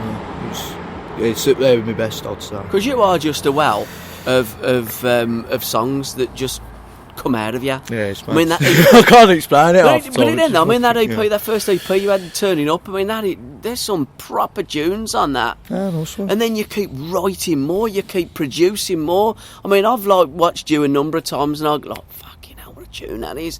And everyone is like a foot tapper in it. You get moving. It's like it's got a beat. You like quality. I don't know how you do it. Yeah, no, sure. Don't come off your old man. Definitely not. Definitely not. Nah, he tries, doesn't he? Bless him. Yeah. I don't know. It's hard to explain. It just happens, and I love being forward thinking. Yeah. I don't know to stay. Yeah. You got to keep moving. Yeah, keep moving, man. That's it. I did notice a picture on Facebook the other day with the Birmingham legend. Simon Fowler. And his old man as well, wasn't it? Yes, we met Oscar as well. Met Pops, didn't we? Yeah, was in the studio all day working, and then ended the evening with my old man and Simon in Coventry. Yeah. It was, I thought it would just be nice to take Sam along as well, do you know what I mean, and see another side of OCS. Yeah. Do you know what I mean? Everyone's seen the live side. Oh, and do you know what I mean? It was another side that obviously he hasn't saw, so I took Sam along, and not just for Sam but for myself, you get inspiration from it. You do. Watching my old man play piano, bass and percussion and not sat behind a drum kit is a field that I love to watch him do. Yeah. And it's something that I've picked up myself and I do with Sam, like what we're going to do tonight at this charity do. Mm-hmm. And it's something it's nice, it's another side, it's very adaptable and I like it. And they've done a beautiful different take on some of the songs, sort of stripped back. Yeah. And it's like an older version of us too, watching, isn't it? But yeah, that's what we're doing tonight as well. We've got Spike, we've got a stripped back version, acoustic, and we're doing some of the softer songs that we don't really play live with the band. There's a song called Let Us Love, which is on SoundCloud, a little acoustic home recording version of it. We're going to play that as well. I think it's still rolling with the times. Another one. The softer numbers are going to get applied tonight, and we're playing your favourite one, Sorry Home, as well. I think that's a tune. I think another element that I've brought to the Sammy Rogers band is I give Sammy backing vocals and things like that, which I think it gives Sammy more free range to do more with his voice, because he's got that many ideas in his head. I mean, I remember working in the studio when he lays down his vocals and he's got these other vocal ideas that he throws on top. He's getting to do that with me doing backing vocals as well. So that's another side that, you know, on certain songs that Sammy's wrote, there's a lot of backing vocals that I like to sing. His writing, I think, is amazing. I think he's a talented young man. I really do. His music stands up. Stop it. But no, on a serious note, I showed my dad his music, and I look for the impression of my dad. Not what I do listen to what he says, obviously, but I look for his first impression on when he's listening to the music. And if he's tapping along to it, if something's moving, whether it's his foot, whether it's his finger, I know he's into it. And if he's into it, that's got to be a good thing. And my old man's seen a few things on YouTube of Sammy, and he said, yeah, he's a talented kid. He said he really is a talented kid. And as my dad always says to me, you'll only get out what you put in. It's as simple as that. Nothing's going to be given to you, and you've got to be willing to, you know, ride the long road, because it's not going to be easy. And it's something that we want. It's something that we don't think's going to happen. It's something that we know's going to happen. Yeah. Do you know what I mean? The passion and desire that the three of us have got in this band, we're a family. We're a unit. We move together as a unit. You know, we all consult each other in decisions. Do you know what I mean? At the end of the day, it's Sammy's name on the front of this band. Yeah. But at the end of the day, we all have got to stand up. Always ask for these two, well, I say these two, Chris and Leon, always ask for their opinions and stuff. I'll never just say, right, we're doing that and that's it, that's fine. Or, you know, we're a band, we're brothers, we talk. Definitely. Well, that's the way that it should be, because, you know, when you're doing something, there's got to be a leader. Yeah. You've always got to have that one that writes the songs, and, you know, but you've also got to have the other people that are going, do you know what? Add that, put that in, do that, and it makes it even better than what it is in its embryonic state at the moment. You know, and it's very much a team effort. It very much is. We all have ideas, and Sammy's open to us bringing ideas to the table. We can try it. If it works, it works. If it doesn't, it doesn't. It might not work on this song, it might work on another song. Every idea that's brought to the table, even say the majority of them don't work, they're not thrown in the bin. They're put on the back burner to say, well, we'll try this on something else. Yeah. Do you know what I mean? No ideas are ever thrown away. They're always kept to a side. We can come back to them. Yeah. Do you know what I mean? We can always come back to them. But, you know, I thank Sammy and his old man for, you know, giving me the chance to join his band. I love the band, and the way I see it's onwards and upwards. We love playing live, and, you know, we just want to smash it at the end of the day, and we're doing it. We've got a lot of gigs coming up next year so far, branching out other than, you know, the West Midlands. Sorted. All the White sorted. What, the festival? Yeah. Oh, you're playing the festival? It's not the festival. It's It's like a March and the Mods Yeah. event there, but it's quite big. You know what, all the White, and they do it down there. And they've approached us to do it. So it's nice that, you know, people in different places outside of Birmingham are hearing about us, and they want a piece of the action. You know. That's all right. So Paul ain't with you, is he? No. big old Mark. yes, Mark. Yeah. Yeah, so you know, we just love playing live, and I love playing with these boys. I think they're awesome. I really do. I think I landed on my feet getting in this band. Yeah. I really do. I feel blessed. Do you know what I mean? And it's working. I'll be honest. I think that you're one of the brightest. I mean, I don't mean like that because you're a bit thick. But the most brightest, vibrant, one of the greatest young bands around at the moment in this country. Yeah, awesome, I really do. It's very nice. And I think, you know, I think that's been echoed by people that, like, for instance, you're supporting Secret Affair. Yeah, You don't get that gig by not being brilliant as you are. If Ocean Colour Scene are touring again, I can almost see you supporting Ocean Colour Scene. I'd love to see you supporting God. Put some backhanders in. Well, you know, we'll see, we'll work on it. And Love to see you do Paul Weller. we've, like I said, we've got new stuff in the pipeline, new songs. Been in the studio last Friday, and we've just got the mix sent back to us today. Yeah. And it's sounding fucking banging. I'm buzzing. And I tell you a big problem with you as well. What you got to leave out now, because you've got that many bloody good tunes. It is, isn't it? Seriously, I ain't joking, am I? It is a problem. You know, when we got a gig coming up, and me and band practice, and we're coming up with a set list. And how long we got? Oh, probably half hour. So I'm like, 8 songs. That's 8 songs. And then we got about 3 of them that go on for like 6 minutes. Yeah. And it's like, oh, but we can't leave that one. We can't leave that. Oh, but that's a great. Everyone knows that one. But the girls like that one. And yeah, it's a tough problem. I think I might just start letting my dad do it or something. Am I guessing Love Is By My Side is still in your set? Oh well, the past 2 gigs have been dropped out because we've coming up with no song. I'll always love that song. It's a little soulful. It's a gem. Beautiful. Yeah, it's a beautiful song. It's a hip swaying song. It's one of them.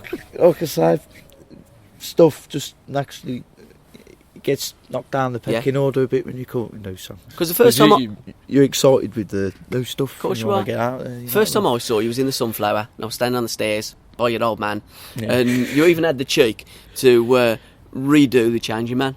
Oh yeah, seriously. Yeah. And I'm going, this kid has took the Changing Man and he's like nailed it. Oh yeah, I haven't played that before. That was good. Yeah. And I said to you, I've to dig that back out sometime. I have got absolutely everything that Paul Weller's ever done since '77. If Paul would have been watching you that night, I'd go, fucking hell, kid, that's awesome. Or Jeff Lynne, because that's where he nicked it from, remember? Nah. Weller's never nicked nothing, mate. The overture. You know.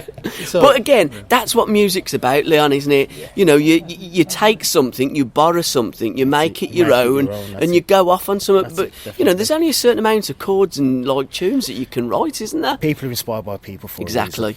It's as simple as that. It's got to come from somewhere. Yeah. You know, Weller got his inspiration from somewhere. My dad got his inspiration somewhere, and their inspiration got their inspiration from somewhere. It follows on. So at the end of the day, everyone's inspired by somebody for a reason. So you know, I'm inspired by a lot of people. Yeah. Do you know what I mean? And I'm inspired by Sam. Do you know, he's younger than me, but I'm inspired by him because I play drums and I play percussion and I can play a bit of piano, but this lad's inspiring me to want to pick up a guitar and play a guitar. You know, he's pushing me to use my voice more and sing more. I don't really like to sing, but they're pushing me to use it more. And you don't know what to sing. We get in the album, we smoke the herb. You want to hear him? He loves it, man. Right, no, I'm guessing you love it then, Leon. I do. Well, behind closed doors, yeah. Behind closed doors, in the shower and stuff. Yeah, but right now, yeah, it's ace being in band. I love it. It's ace, it really is, and it's a pleasure to meet you. Finally, at last, thanks, put a face to the name rather than just Facebook Gabby Cabby. Yeah, well, we try our best in supporting all you guys, and it's there's that many and there's that many artists and shows that we want to do, and you don't get out to see. I haven't seen you for some time, which I like to come out and watch you. No, fair enough, man. And love gets in the way and stuff. And you got, fair dues. You got to go and see. Tell me about the 100 Club, because that was a great gig. What's the day that was, man? That was ice. Big love to Stuart Deeble and the Spitfires for having us. Top man, top lads. Very nice for them to ask us to come and do that. It was a great gig, and just the whole feel of the place, man. Yeah. Like the pictures on the wall, there's where he's played there. There's Oasis, they've played there. Rolling Stones, even the old blues artists from the 50s. Yeah, and that, B.B. King and people like that. It was overwhelming. Yeah, I mean, just to stand in the room, but to stand on the stage, iconic. Just to stand on the stage, knowing that the likes of Johnny Rotten stood in the space you're standing. That's it. It's mad. It's mad. You're in the greatness and the presence of. So you're in the presence of greatness and history. It's a landmark. We give it some fucking well here as well, man. Yeah. And the crowd were nice, weren't they? The crowd were brilliant, and we got some new fans off definitely. It. And people it's following for us. an unsigned band to go to the 100 Club, and to go down well with packed as well, man. With an audience that's not from Birmingham. Yeah, they don't. We don't know. They don't know who we are. We could have been anybody, but to get the reception we did when we come off that stage and the recognition we've got off it, it's you can't ask for no more than that. Happy days, We've man. got to be doing Happy something days. right. Yeah, happy days indeed.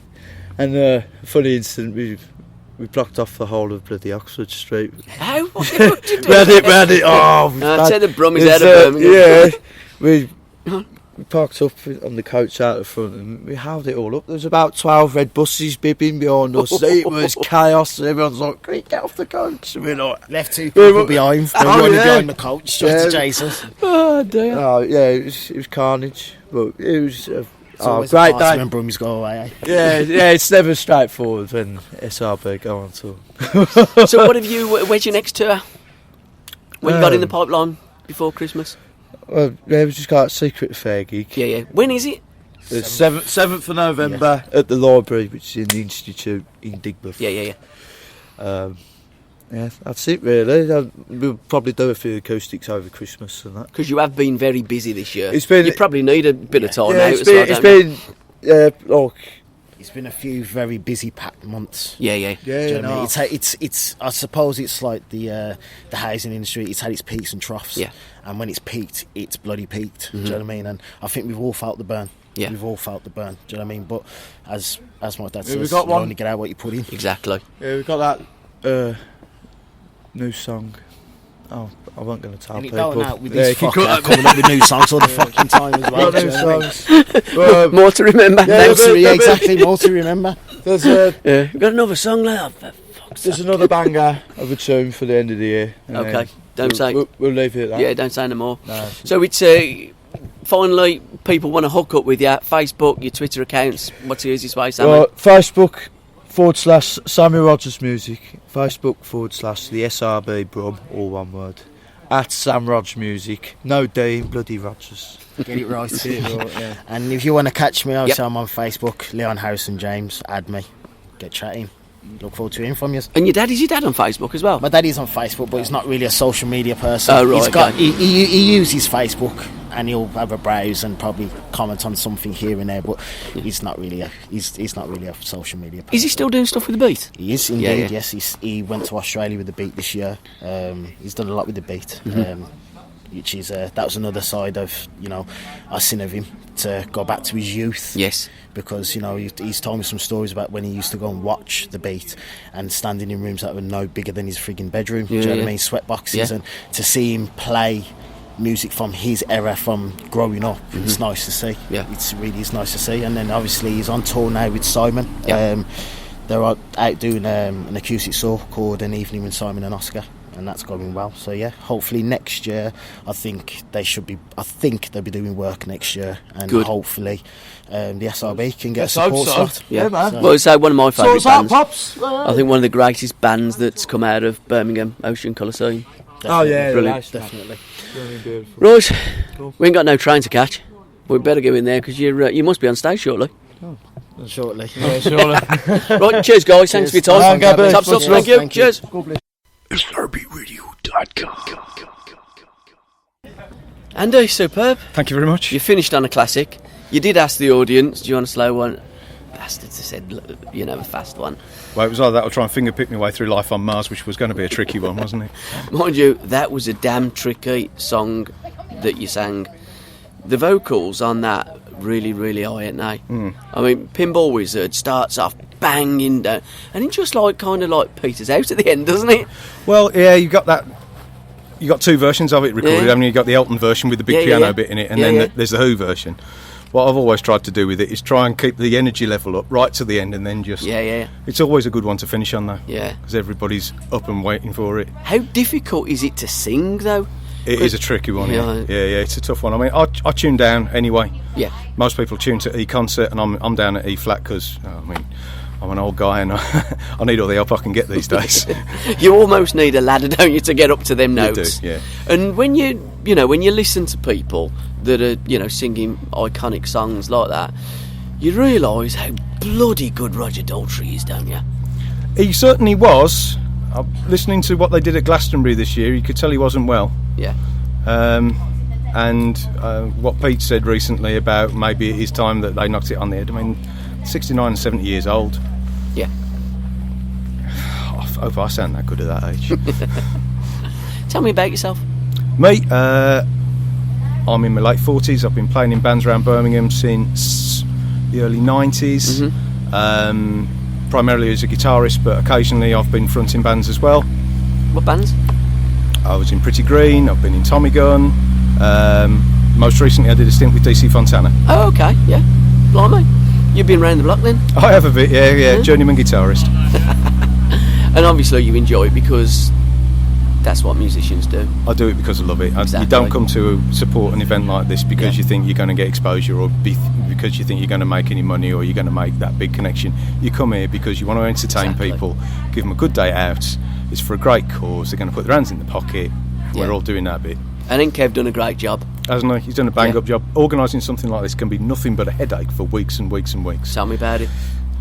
Seriously, it is. It is very difficult, and big up to Kev and everybody else that puts on events and raises money. Not only for charity. Kev, but also his other half, Donna. I mean, they've both grafted really, really hard to do this, and I've been involved with a few charity events that Kev's done before, and he's always a bag of nerves beforehand. Yeah. And that's just the way he is. He's that bundle of energy, and you need somebody with that spark who's going to get the ball rolling. Yeah. Somebody who's going to get up there and actually make it happen. Then you'll get people like me, who's the nuts and bolts guys, will go in and they'll do their little bit. Mm-hmm. But what you need is somebody who's going to light that fire. Yeah. And that's what Kev does really well. Absolutely. How can people look up with you? What's your Facebook and Twitter or websites? Andy Booker Music. You can find me on Facebook, singing and guitaring. I'm in talks with Dave Monks, who was on just before me. Wasn't he good? He's a class act. He really is. We're thinking about doing a duo thing in the new year. Me from the more mod end of things, him from the more rock and roll end of things. So one way or another, one of us will get out alive. That'd be interesting. Yeah. Yeah, it's an exciting time. I mean, after DC all wound up for me anyway in the summer, I thought that was it. I was going to be on the scrap heap, but he said, "Come on, get your acoustic out. Let's go and have a go." I don't think you musicians will ever be on a scrap heap because there's always something that you'll get up and you'll do and you'll play or you'll create. That's just what you're almost born to do that.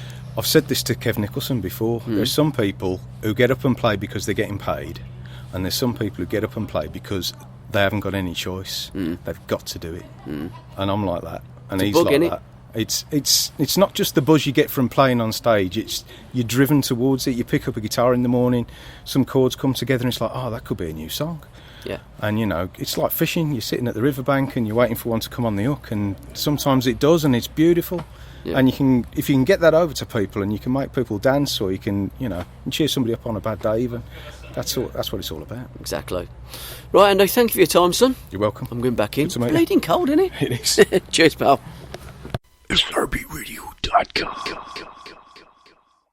Well, it was light when I started doing it. It's bloody dark. Every time I come out, so these different gigs all over the Midlands, mainly Birmingham. I start, it's light, and it's always a late one. It's always a late one. It's getting good.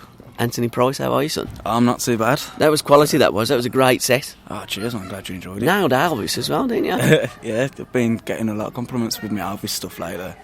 So your vocal cords and it's very conducive to Elvis's stuff. Yes. I try to put my own style to it, but obviously when you're doing a cover, you've got to respect the artist in the first place and try and match it at least a tiny bit to it. So it's just listening to it when I was a little kid. It's drummed into my head, sort of thing. So I can interpret it into the song in my own style, but as well as Elvis's stuff.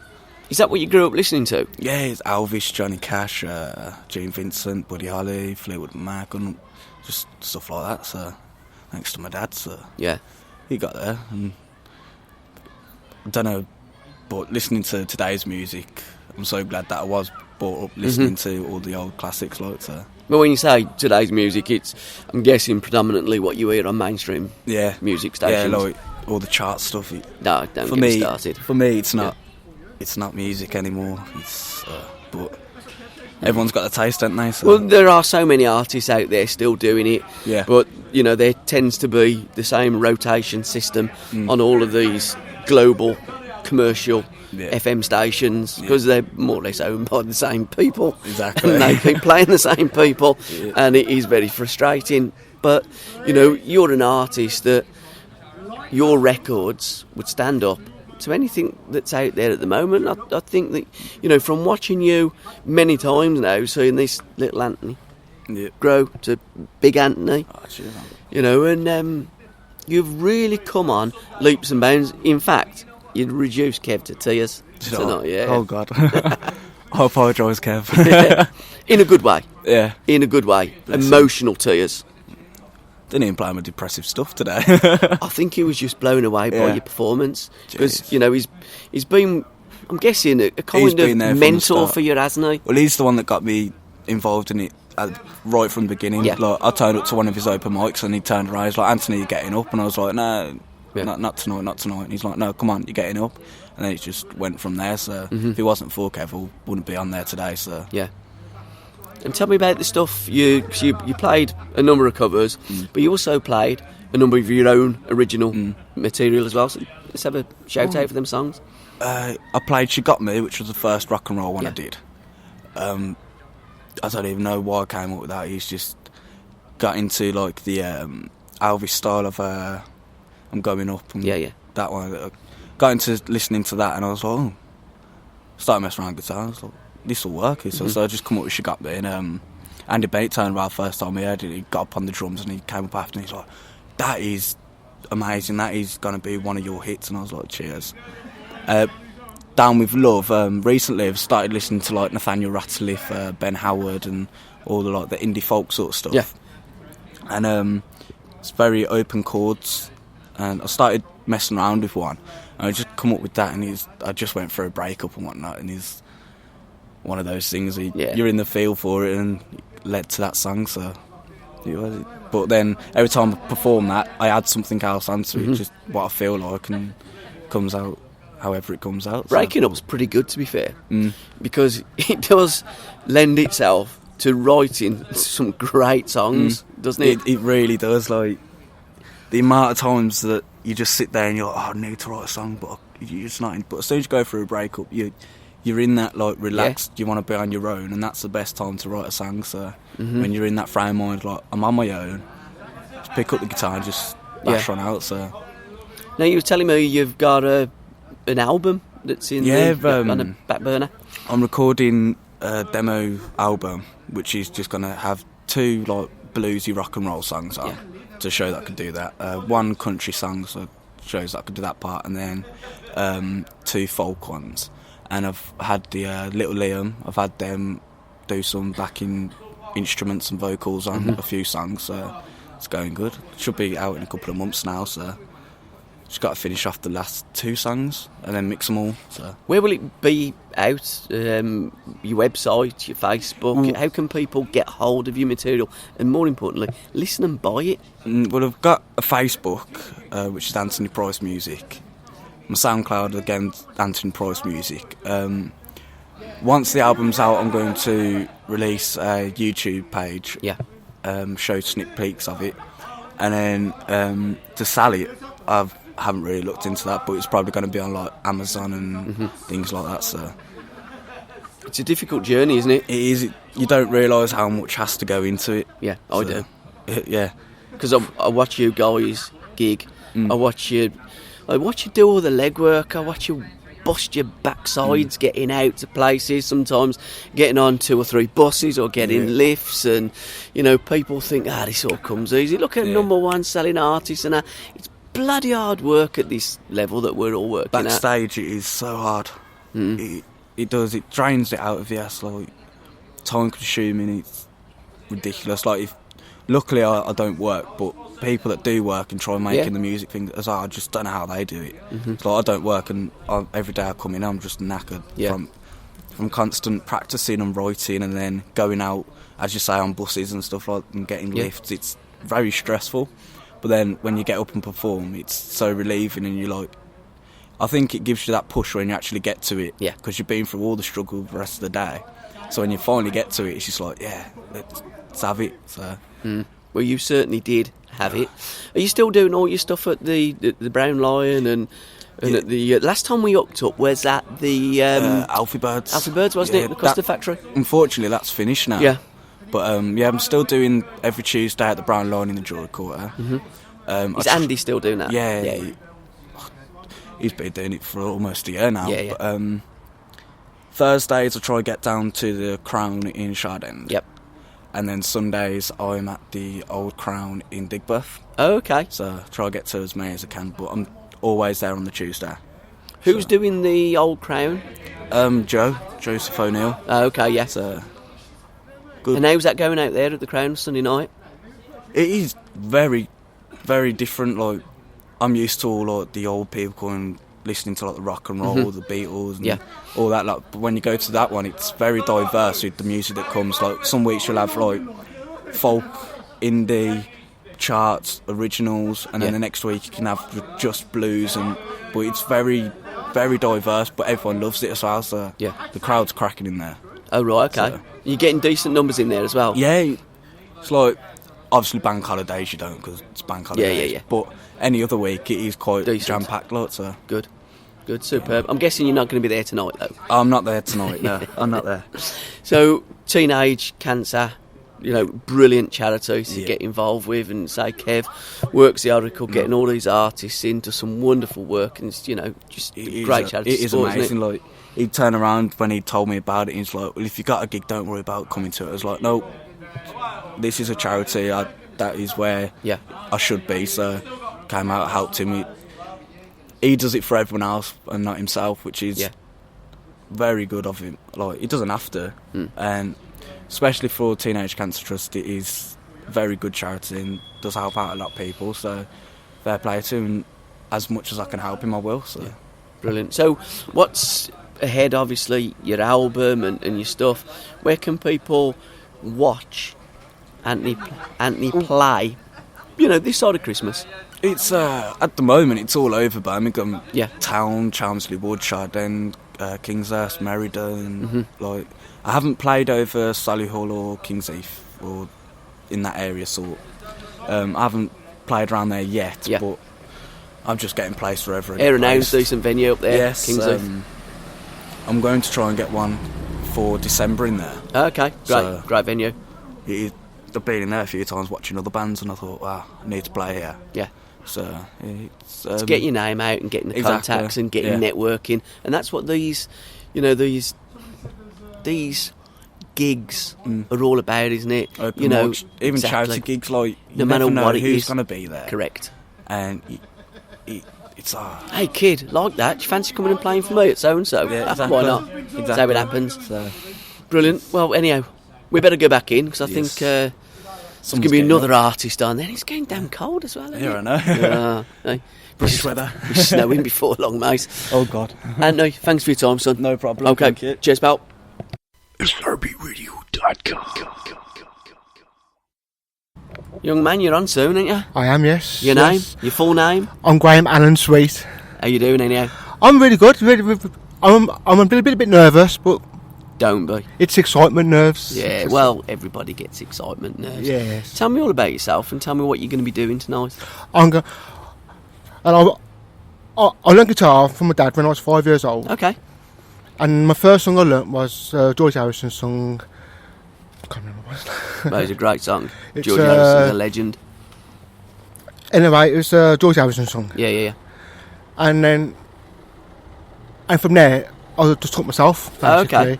And tonight I'm going to be doing all my own songs. Oh, right, okay. And the first song I'm going to be playing is my uncle's song who's passed away in 95 from alcohol. Yeah. And he wrote a song called Photograph. Yeah. But the thing is, my dad forgot all the words. Okay.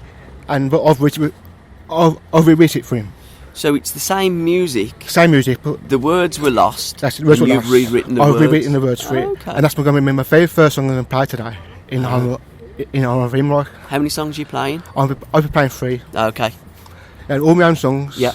And I'm looking forward to it, and it's brilliant.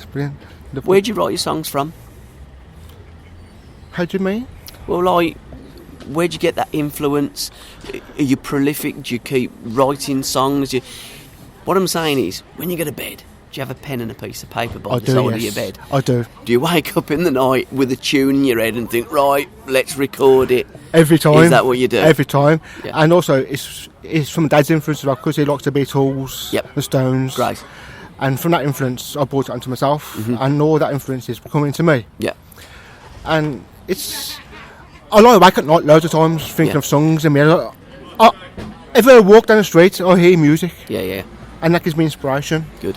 And all the people up here who are on stage at the moment are giving me inspiration all the time. And I'm thinking of songs in my head now. Now, are you in the Brown Line as well? Have a Tuesday night? Are you up there with Andy? Sometimes, yes. I love the Brown Line. Yeah. Brown Line's just a brilliant venue.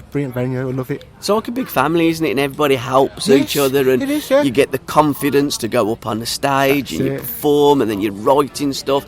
It's all about supporting and networking, isn't it? That's the one. It's Birmingham music has been lately on a downhill. Starting to come slowly back up again now. Mm-hmm.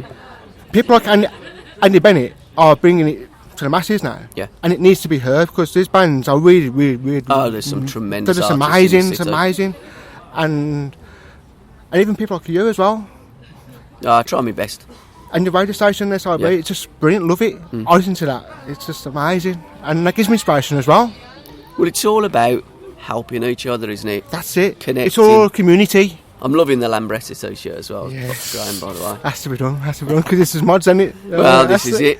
And the Teenage Cancer, a great charity to support as well. My other uncle passed away from cancer, Yeah. that's got a close heart to me. So Yeah, sure. I had to do this. Even though I hadn't played for a while. Yeah. I had to do this. How long's it been since you played?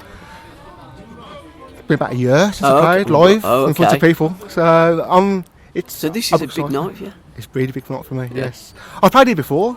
Yeah. And it's a brilliant venue. It is a great venue. It's an amazing venue. Isn't Great sound as well. Oh yeah, because it's like how do you explain it? It's a proper... The acoustics are good. Yeah, The acoustics are brilliant. It's a proper music venue. That's it. Superb. And we need more places like this in Birmingham. Well, there's not many, sadly. Actually, because we've all been closed down at the moment, haven't they? Well, we were talking about that earlier on the show. You're absolutely right, yeah. There isn't enough in the second city of the United Kingdom. If I win the lottery, I'll make my own. I think everybody would do the same. That's it. How can people hook up with you, your Twitter feeds and your Facebook and stuff? I've got my Facebook page, it's called Graham Lightning Sweet Music. Yep. And I'm on Twitter, Graham Sweet Music. Okay. And I'm also on SoundCloud, called Graham Sweet SoundCloud. Okay. And most of my songs are on SoundCloud anyway. So just check out, put it into a search engine, Graham Sweet. SoundCloud, on SoundCloud. Put it on SoundCloud and it'll come up straight And away. is it spelled Graham. Yeah, not the posh way. No, so I was just about to say that, Graham. Can I thank you for your time, sir? Yes. And have a great time on the stage. I will do. I'm gonna rock it tonight. Cheers, Graham. Thanks, mate. Cheers. Thank you much. SRBRadio.com. We're going to do it now because they're going on, like. Yeah, we are. So we're going to do it now. Yeah, there we go. Little Liam, we've got 3 so far. Hi. Angie, how are you? I'm Angie's okay, Angie's the beaut. Yeah. The beautiful part I'm the of the beast. Little Liam, yeah. And then we got Pyro, and we're mister. also going to get run over. So if we come over here and huddle up by the bins, this is rock and roll, isn't it? How you doing anyhow, guys? Last time that I saw you closed the venue. That was at the Adam and Eve, wasn't it? Yeah. Yeah? Yes. Sound good, huh? I know, yeah. Last time we played, we closed the venue. That's not very nice. No, I know, it's not Ange, but that's what happened last time I hooked up with you. Bloody closed, didn't it? This one will be closed next. We can't close it anymore because we ain't got many left. No one's going to give us gigs. Don't put these on. But, hey, what's the Cavalier all about? You were standing next to the Cavalier. What's going on? Is that part of the... He's a pirate. A real pirate? Yeah. Oh, my mate. Oh, is it your mate? Basically, should I tell you the true story or should I just make up some rubbish? Well, to be fair, Al, the first time that I hooked up with you, you told me a pile of shite anyhow, so just tell me and I'll believe you. Alright, well, basically, he's just come in from the 7 Seas. Is this 7 Seas? There is, I think. There is? Yeah. What are they called? I have no idea. Anyway, he's been to a birthday party of a 2-year-old and he's still in his outfit. Oh, right. It was a pirate themed party and he thought he'd go dressed up and now he's here. All right, and that's the truth. That is the truth. That's the first time I've ever told the truth. And that come from his mouth, eh? Yeah, it usually does when you're talking. Sorry, man. You're all right. We've heard worse.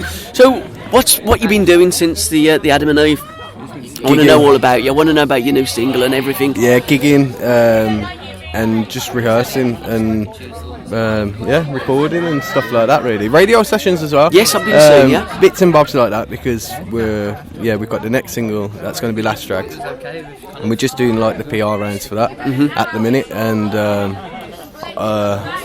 Just there's a bit of TV as well. I went there, Big Centre TV. We went on there a couple of times. Tell me about it, Pyro. What happened there? The TV, yeah. We went on there and did a few songs, acoustic, a little bit of an interview and that. Yeah. With the lovely Monica Price. And it was good.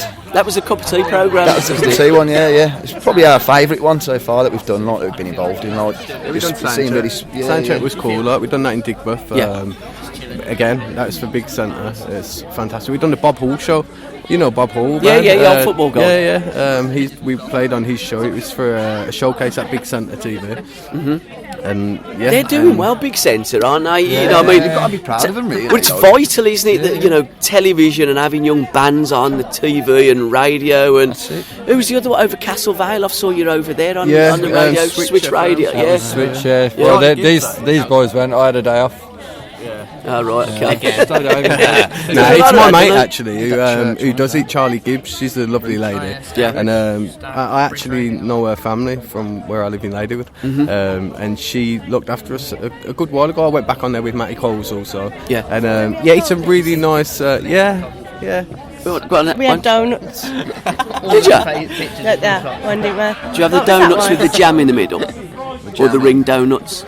Me personally, right, my favourite is the custard. Yeah, big You're joking, mate? But he always eats them. Oh, I love them. I'm partial to them as well. Do you know, I don't get donuts with custard. It's either got to be a ring donut or it's got to have Who jam. puts the holes in the ring donuts? I don't know. That's why I don't know. Where does the ring go? Where does the middle go? And they charge you the same bloody price for like an hole. Yeah. It's like, you know what I'm saying? It's like it's like the polo mints as well, isn't it? That's why you got to have the custard ones because you get your money's worth. When we get to it, it's always balmy, isn't it? I don't know. It's good though. It's good. You're a laugh man. You have us laughing and stuff. I mean, you're going to manage this gig tonight, Ange? I don't know. I'm going to give it a whirl. Will you be playing the old trumpet? Yeah. Good luck. I'll try anyway. Yeah. It might splutter a bit tonight. We're putting a net on the front of the trumpet as well, like to catch anything that flies through, like unwanted stuff. Any big gigs coming up recently? You know, in the future? Yeah. You supporting anyone? I'm not too sure. I'm pretty terrible with our gigs. Well, actually, it's Angie, isn't it? The gig lady knows all about it. We've got the 28th of November. We have the Actress and Bishop. That was going to be the 20th, but we've had to move it. Doing that other so 28th of November, £6 a ticket. First, we got, yeah, that's right. Yeah, that's our gig, isn't it? Yeah. The 28th of November. We have got a charity gig before that. 27th. Like the day before is the other sleep out one. The one in Birmingham. You're sleeping out where? Oh, we've got Blue Piano, 6th of November as well. Oh, yeah. Blue Piano. That's Lisa Travers, isn't it? Yeah, that rings a bell, yeah. So you got that one. Sleep Out Birmingham. What else we got? We got another Sleep one. Out, that's a charity thing for the homeless charity. Why don't they do the sleep out in, like, say, June or July when it's nice and warm?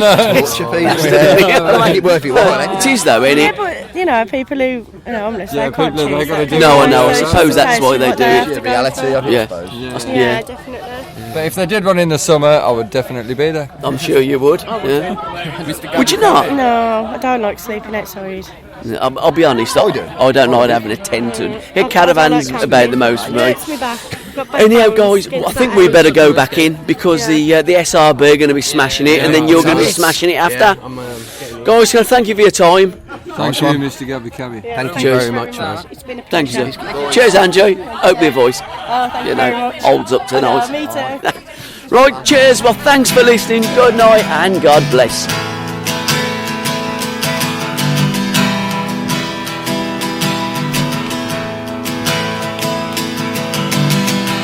Baby, I just could not see what you really, really, really meant to me. I found it hard to speak my mind, to find the right words to fit what was inside of me. Yeah, you gave everything to me. You gave me a heart and soul, and it was plain to see, yeah. You gave everything to me. Now it's time for you to find your own way, yeah, yeah. Na na na na. You gotta find your own way, na na na na. Should have listened to what they'd say, that you gave our love away. And I should have said just what I felt. Deep down inside I just could not let it out, but you gave everything to me. You gave me a heart and soul, and it was plain to see, yeah. You gave everything to me. Now it's time for you to find your own way, yeah, yeah. Na na na na. You gotta find your own way, na na na na. Yeah, come on.